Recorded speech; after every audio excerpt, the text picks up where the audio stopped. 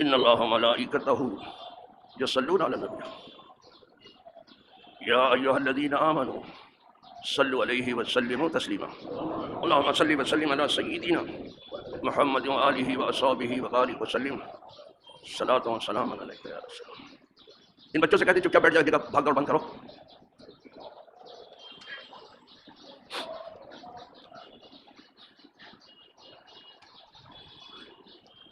نحمدہ ونصلی ونسلم علی رسولہ الکریم، اما بعد فاعوذ باللہ من الشیطان الرجیم، بسم اللہ الرحمن الرحیم۔ والذین جاءوا من بعدهم یقولون ربنا اغفر لنا ولإخواننا الذین سبقونا بالایمان ولا تجعل في قلوبنا غلا للذین آمنوا ربنا انک رؤوف رحیم۔ صدق اللہ مولانا العظیم وبلغ رسولہ النبی الامین الکریم ونحن على ذلك من الشاہدین والشاکرین والحمد للہ رب العالمین۔ برادران دینی و یقینی، قابل صد احترام حاضرین و ناظرین، موجودین و غائبین،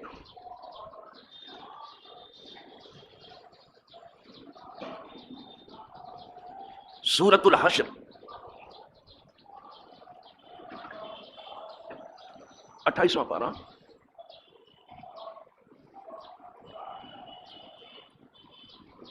آپ مہاجرین کا تذکرہ بہت اختصار میں سماعت فرما رہے تھے،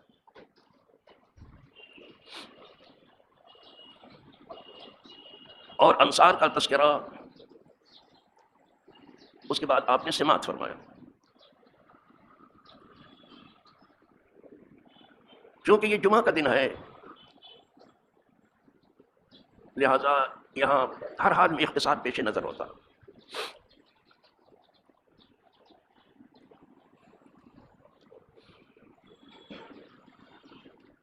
اتنی بات تقریباً ہر مسلمان جانتا ہے کہ مہاجرین وہ کہلائے جنہوں نے مکے سے مدینے کی طرف ہجرت کی۔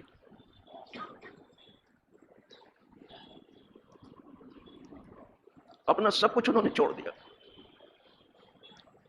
وطن بھی چھوڑ دیا، دکان و مکان بھی چھوڑ دیا، سارا کاروبار چھوڑ دیا۔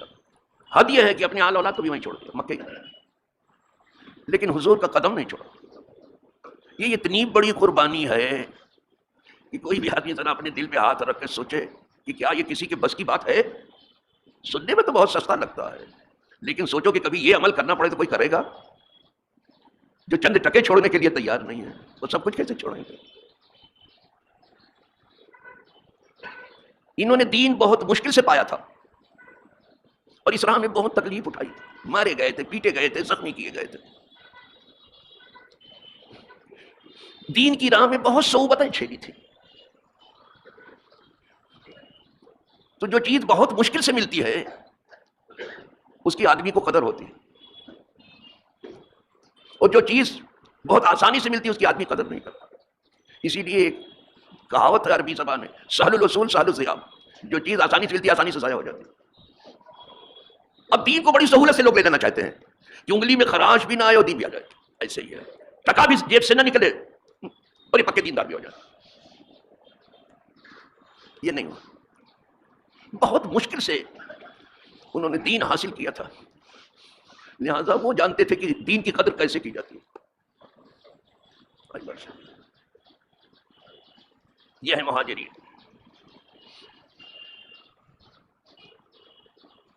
اور وہ جو مدینہ منورہ کے رہنے والے تھے، جسے دار الہجرت بھی کہا جاتا ہے، مدینہ منورہ جو دار الہجرت کے رہنے والے تھے اسے دار الایمان بھی کہا جاتا ہے۔ جو دار الایمان کے رہنے والے تھے انہوں نے اپنے غریب اور نادار مہاجر بھائیوں کی وہ خاطر تواضع کی کہ پوری تاریخ انسانی کو آپ چھان پٹک کر کے دیکھ لیں، کوئی دوسری مثال نہیں ملے۔ اب تو آپ اپنی تاریخ پڑھتے ہی نہیں ہیں، اب کیا جانے، کچھ معلوم نہیں ہے، اور یہ آپ کا ہنر ہو گیا ہے۔ لیکن جو پڑھنے والے لوگ ہیں ان سے پوچھئے کہ پوری تاریخ انسانی میں اپنے نادار اور غریب بھائیوں کی جو قدر انصار نے کی ہے، تاریخ ایسی مثال لانے سے قاصر ہے، دوسری جگہ نہیں۔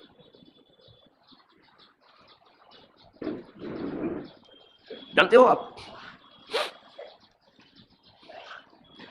مہاجرین کی راہ میں انصار پلکیں بچھا رہے تھے، ان کا زبردست خیر مقدم کر رہے تھے، ان کی بڑی آؤ بھگت کر رہے تھے، اور انہیں لفظوں سے خوش نہیں کر رہے تھے جیسے آج طریقہ ہے الفاظ سے خوش کرنے کا، باتوں سے خوش کرتے ہیں کہ آپ ہماری بات سے خوش ہو جائیے، باتوں سے نہیں خوش، بلکہ اپنے کام کاج سے خوش کر رہے تھے۔ مکے سے ہجرت کر کے جانے والے تجارت پیشہ تھے، اور مدینہ منورہ کے رہنے والے کھیتی باڑی کرنے والے تھے۔ اپنے مہاجر بھائیوں سے کہا کہ ایسا ہے کہ ہم اپنا کھیت جو ہے آدھا آپ کو دے دیتے ہیں، آدھا اپنے پاس، اپنا مکان آدھا آپ کو دے دیتا، آدھا ہمارے پاس۔ اور اس وقت لوگوں کی کئی عورتیں ہوتی تھیں، 2-4 ہوتی تھیں، اب تو ایک ہی باری ہے، ایک ہی سے نباہ ہو جائے تو اچھا ہے۔ تو کہا ہماری عورتوں میں سے جو عورت آپ کو پسند ہو ہم اسے طلاق دے دیں، آپ اس سے نکاح کر لیں، ہم کر دیں، نہیں آپ اپنی پسند سے کر لو، اس لیے کہ نکاح جو ہے فَانكِحُوا مَا طَابَ لَكُم مِّنَ النِّسَاءِ، جس کو نکاح کرنا اس کے لیے پسندیدہ ہو، پورے گھر کے لیے تو ہے، جو نکاح کر رہا ہے اس کے لیے پسندیدہ ہونا چاہیے، دولہے کے لیے، اور دلہن کو دولہا پسند ہونا چاہیے۔ کوئی ضروری نہیں کہ دولہا دلہن گھر والوں ہی کے پسند پر اتفاق کریں، کبھی نہیں ہوتا ہے۔ تو کہا آپ جو پسند کریں طلاق دے دیں، آپ نکاح کریں، اور کیا چاہیے تمہیں۔ لیکن مہاجرین اتنے غیرت مند تھے، غیرت اسلامی ہے، اب حکمرانوں میں غیرت انسانی بھی نہیں رہ گئی، اسلامی تو جانے دیجیے، وہ تو بہت بڑی چیز، بہت غیور تھے، کہنے لگے بھائیو تمہیں تمہاری کھیتی باڑی مبارک، ہم اہل تجارت ہم کھیتی باڑی کرنا جانتے ہی نہیں ہیں، یہ کھیتی کیسے کی جاتی ہے کسان جانتا ہے نا، ہم کو تو کچھ معلوم نہیں۔ کہا ٹھیک ہے، اگر آپ کو کھیتی باڑی کا شعور نہیں کیسے ہوتی ہے، کھیتی باڑی ہم کریں گے، فصل کٹے گی آدھی آپ لے لینا، دیں اب سن رہے پیش کر، یہ ہے انصاری۔ اسی لیے میں کہتا ہوں کہ جو اپنے آپ کو انصاری کہتا ہے وہ دیکھ لے کہ قوم کی کتنی خدمت کا جذبہ ہے، تو کچھ تو اثر چاہیے۔ یہ انصار مدینہ ہے، کہا نہیں یہ بھی مبارک تمہیں، تمہارا گھر بھی تمہارا مبارک، تمہاری بیویاں بھی تمہیں مبارک، ہم اہل تجارت ہیں، ہم کو مدینے کا بازار بتائیے۔ کہا ٹھیک ہے ہم آپ کو مدینے کا بازار کیا کریں گے، کہا ہم کمائیں گے آپ کھاؤ۔ اس غربت میں بھی یہ دو طرفہ محبت تھی، تعلیم دونوں ہاتھ سے بچتی ہے، ایک ہاتھ سے کوئی مجھے بجا کے دکھاوے تو یہ دونوں ہاتھ سے بچتی ہے، ادھر سب کچھ پیش کر رہے ہیں، کہا بس تمہیں سب مبارک، ہمیں مدینے کا بازار بتائیے، ہم تجارت کریں گے اور تمہیں کھلائیں گے، خدا کرے تجارت ایسی ہو جائے کہ خدا کے بندوں کو بھی لوگ کھلانے والے ہوتے ہیں، اور ایک طبقہ ہے تاجروں کا جو ایسا کرتا بھلے وہ انگلی پر گنا جاتا ہے، انگلی پر شمار کیے جاتے ہیں، جو دوسروں کو کھلانے پلانے اور پہنانے اور اڑانے اور سایہ فراہم کرنے میں لگے ہوئے ہیں وہ انگلی پر گنے جا سکتے ہیں، 1 2 3، لیکن ہیں باقی اپنا مال جمع کر کے کباڑ میں رکھ کے اس پر اگر 32 سال تنخواہ ہوتے ہو، نہ خود کھاتے ہیں، نہ کسی کو کھلاتے ہیں، نہ پلاتے ہیں، نہ دیتے ہیں، نہ دیتے ہیں، اس پر سانپ بنے بیٹھے ہیں، کوئی اگر ادھر دیکھ لے تو پھون سے کرتے ادھر کیسے، سانپ اس لیے کہہ رہا ہوں کہ لکھا ہے کہ جس مال کی زکات نہیں نکلی یہ مال سانپ بنے گا، یہاں چونکہ سانپ بنے بیٹھے تھے دوسروں کے لیے، کل یہی مال خود کن کے لیے سانپ بنے گا، اس لیے استعمال کر رہا ہوں، اور اس سانپ کے بارے میں آیا جسے کاٹے گا وہ جلدی سے زہر نہیں اترے، اللہ سب کو بچا لے، یہ بہت اچھل کے بیان کرنا نہیں ہے، یہ فاتحہ پڑھ لینا تو بہت آسان ہے، اور اس کی حفاظت اس کی چوکی داری کرنا بہت آسان ہے، لیکن اس کی جواب دہی بڑی مشکل ہے، وہ کاٹے گا بھی اور کہے گا کہ کاہے کو آپ کو تمہارا مالک، تم نے کبھی مجھے الگ ہی نہیں کیا اپنے سے اللہ کی راہ میں، بات کیوں الگ کرنا چاہتے ہو، میں تمہارے گلی میں رہوں گا کاٹوں گا، اللہ بچائے سب کو، اسی لیے بہت ڈر لگتا ہے، جہنم کا سے کوئی چیپٹر کھولتے بہت مشکل سے ڈر لگتا ہے، بہت ڈر لگتا ہے سامنے۔ میں چلیے مہاجرین کی بات کر رہا تھا، انہوں کو بازار بتائیے مدینے، ہم آپ کو کمائیں گے اور کھلائیں گے، بتا دیں، اٹھے تاجر پہنچ گئے بازار میں اور دھوم مچا دی، کیونکہ بہت اچھے تاجر تھے لوگ، بازار میں پہنچتے ہی دھوم مچا دی، پہلے ہی دن وہ نفع کمایا کہ اپنے انصاری بھائیوں کو خوش کر ڈالا، آپ کیا سمجھتے ہو، خاص طور سے عبد الرحمن ابن عوف جو بہت بڑے تاجر تھے، کیا کہنا صاحب، خوش کر ڈالا اپنے بھائیوں کو۔ تو ان کا تذکرہ میں نے تھوڑا سا بڑے اختصار میں بیان کیا تھا۔ ان دونوں جماعتوں کی مثال مجھے کہیں تاریخ انسانی میں نہیں ملتی۔ ان کی ہر ادا پر جان چھڑکنے کو جی چاہتا ہے، مہاجرین کے بھی، انصار۔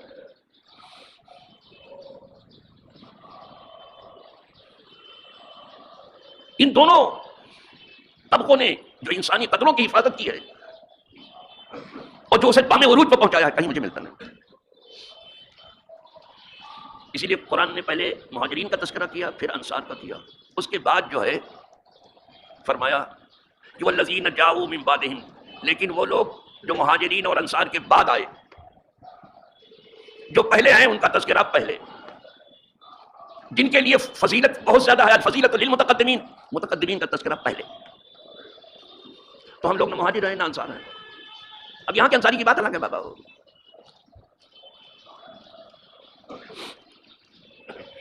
یہاں کے قریشی کی بات الگ ہے، یہاں کے سادات کی بات الگ ہے۔ جو جس کو ملا بن گیا۔ ارے حدیث کہ حجام کو خلیفہ کہہ ڈالا، کسی نے کچھ چھوڑے نہیں، کہا وہ خلیفہ گئے، کیا مذاق اڑایا خلیفہ کا؟ کہا حجام تو حجام ہے بھی نہیں، ہلاک ہے۔ حجام تو کہتے پچھلا لگانے والے کو، سب اپنی ڈیفینیشن بتاتا۔ تو ہم مہاجرین میں نہیں ہیں، ہم انصار میں نہیں، ہم بعد میں آنے والے ہیں۔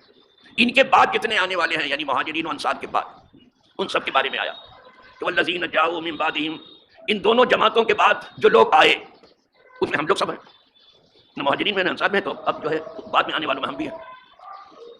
اب ان کا مزاج اللہ کی کتاب بیان کر رہے ہیں، والذین جاؤوا من بعدہم یقولون، بعد میں آنے والے جو آئے مہاجرین و انصار کے بعد، وہ کہتے ہیں ربنا اغفر لنا، اے اللہ ہمیں بخش دے، ہماری مغفرت کر۔ بعد میں آنے والے کہتے ہیں اللہ ہماری مغفرت کر۔ دیکھو مغفرت کا سوال برابر کیا کرو بابا، اور جب بارگاہ رسالت میں حاضری ہو تو شفاعت کا سوال بار بار کیا کرو، اسألک الشفاعۃ یا رسول اللہ۔ حضور آپ سے اس فقیر کی، اس ناچیز کی، اس آپ کے غلام کی خواہش ہے، حشر کے دن حضور ہماری شفاعت کرنا۔ بار بار یہ کہا اسألک الشفاعۃ یا رسول۔ تو بعد میں آنے والے کیا کہتے ہیں؟ ربنا اغفر لنا، اے رب ہم کو بخش دے، ہماری مغفرت کر۔ سب سے بڑی چیز مغفرت ہے، سن رہے ہو آپ؟ ورنہ مانگتے کیوں؟ مغفرت مانگتے، نہ ڈالر ہے، نہ شلنگ ہے، نہ پاؤنڈ ہے، نہ ریال ہے۔ سب سے بڑی چیز مغفرت، جس کی مغفرت ہو گئی کام بن گیا، خدا کرے سب کی ہو جائے۔ ہم تو ربنا اغفر لنا، ہماری سب سے بڑی بولی ہے اللہ آپ کو بخش دے۔ بس بعد میں آنے والوں کی، مہاجرین انصار کے بعد یہ دعا کر لیا اپنے لیے۔ اس کے بعد کہتے وَلِإِخْوَانِنَا الَّذِينَ سَبَقُونَا بِالْإِيمَانِ، اے اللہ ان کو بھی بخش دے جو ہم سے پہلے ایمان لائے۔ دیکھیے اب یہ نہیں کہ اپنی مغفرت مانگ کر کے رک جاؤ کہ اللہ ہم کو معاف کر دے اور بس کسی کو معاف مت کرنا، یہ حالت ہو گئی۔ مغفرت ایک پھیلنے والی چیز ہے، اس کو پھیلنے دو سارے زمانے میں، سب کی مغفرت مانگو۔ اگر تمہارے مانگنے سے سب کی مغفرت نہ ہوئی تو تمہاری ہو جائے گی۔ سب کی مانگو، سب کا بھلا مانگو، سب کا بھلا نہ ہوا تو تمہارا ہو جائے گا۔ یہ مزاج دیا جا رہا ہے، پہلے تو اپنی معافی مانگو، اس کے بعد کہو اے اللہ ان کو بھی بخش دے جو ہم سے پہلے ایمان لائے۔ وہ مہاجرین انصار ہیں، پہلے یہی ہیں، السابقون الاولون، سبقونا بالایمان، ان کو بھی بخش دے۔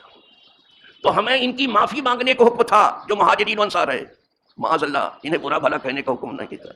یہ قرآن کا دیا ہوا مزاج ہے، میں اپنی طرف سے نہیں کر رہا ہوں۔ اور یہاں سے اہل تشیع ہوش کے ناخن لے،